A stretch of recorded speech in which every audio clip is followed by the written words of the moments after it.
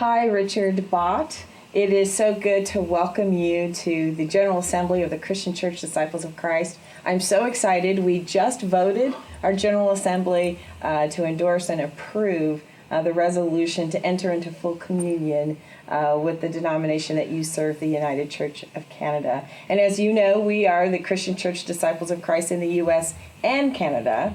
So this has particular meaning for us. We'll be able to work with you in a special way, and it's important to recognize that it's full communion, right? And we're not merging our two churches, but we're in a special relationship. So maybe you could share the process that you followed at the United Church of Canada. Well, I'd just like to go back to what you just said about it not being a union, because one of the things that has been in the United Church of Canada's history is that we've had a number of different times where we've had organic unions without the denominations, and there have been times where we've had conversations with the disciples about that, and that hasn't been where we've gone. So we come to this place of full communion agreement, and I find that really exciting, because for me, that's about how do we be in partnership together for the ministry that Christ has given us as disciples of Christ.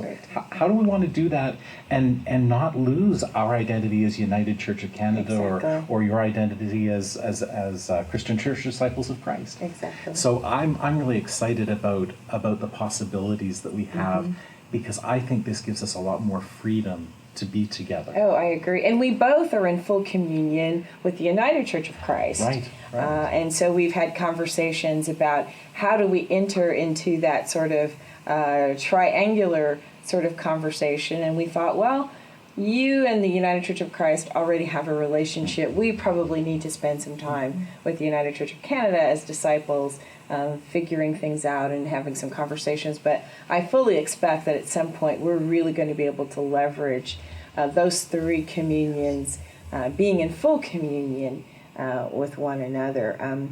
We passed a resolution a couple of assemblies ago, to name Canada as a distinct cultural entity.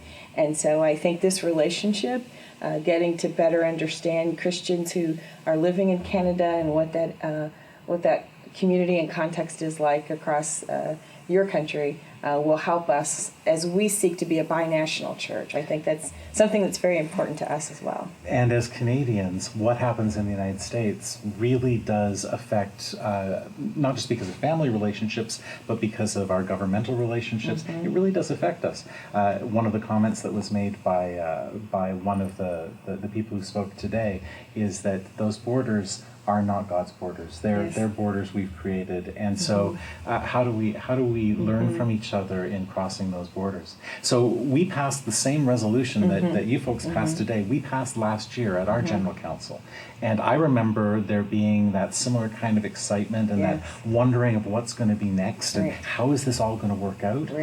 What I love about this full communion agreement is it sets out the principles. It sets out the sort of the broad strokes, and now we're going to learn how to live into that. Exactly. And that's exciting for me. Yes. And that we both came into office with this process already in place. So I think it's an exciting idea to contemplate what we might be able to learn from each other. I was honored to be at the General Council last summer when the United Church of Canada voted on this resolution, and we were able to celebrate there in Canada. And I remember thinking there's so much that we can learn from each other. Your church has a strong history and commitment to education around Indigenous justice. We have made baby steps, I would say, honestly, in that direction. But one of the things that really struck me was the use of the language settlers. Just ubiquitous education around Indigenous justice and history and the relationship of the settlers with the original inhabitants of the land, the blanket exercise, the many ministries that are set up there. And we have an annual conference called Winter Talk. And one of the things that I'm really committed to as General Minister and President is increasing our understanding both of this history. We passed a resolution in 2017 to understand and learn more about the doctrine of discovery, and we've been trying to include that in some of our pro-reconciliation, anti-racism training. But I've been very struck by just how endemic and how important the understanding of the need to pursue Indigenous justice is for the United Church of Canada. Well, at that General Council that you were at, we listened to the calls from the elders, and as a General Council, we accepted and celebrated that the United Nations Declaration on the Rights of Indigenous Peoples would be fundamental to how we would be in partnership with the Indigenous people of the land, but also the Indigenous Church that's also part of the United Church of Canada. So that is really central to who we are in lots of ways as followers of Jesus.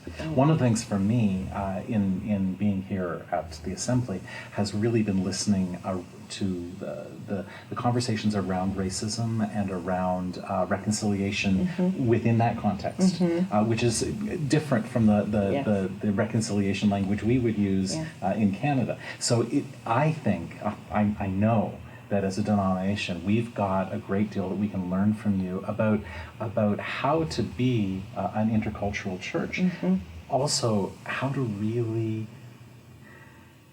stand in the face of both overt and covert racism, and say no, and live no, and live the holiness and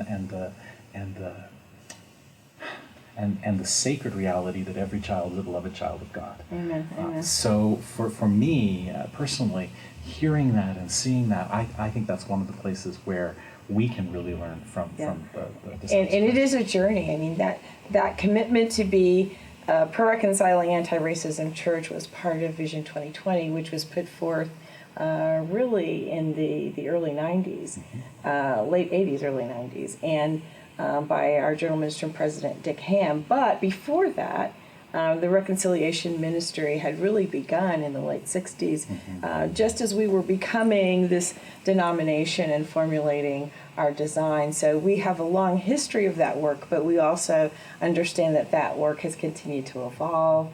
It's not easy, and we're living in challenging times, I think, that call us to remember not only that the work is hard, but that it's important. And that really it must be engaged. In fact, we're going to be, we've just charged a new strategic task force to consider the future of that ministry and how it should evolve over the next 20 or so years. So looking forward to, and perhaps that could be another area where you could participate with us as we think through those items. I think one of the things that I find really exciting is the fact that this is about how do we lift each other up, and how do we support each other, not only in the long-term ongoing kinds of ways, but in those moments, where there's a cry from one or another of our groups of people. How do we support each other, and how do we live Christ's love in a tangible way together? So thank you. Thank you. I was so excited to be there for your election. Thank you. And for your acceptance speech. I know what that feels like to walk into that moment when you've been called to lead the church that you love. So I look forward to collaborating with you as we serve the two churches together. Thank you very much. It is wonderful to see you again. Thank you. How excited are we? Thanks. God bless. God bless.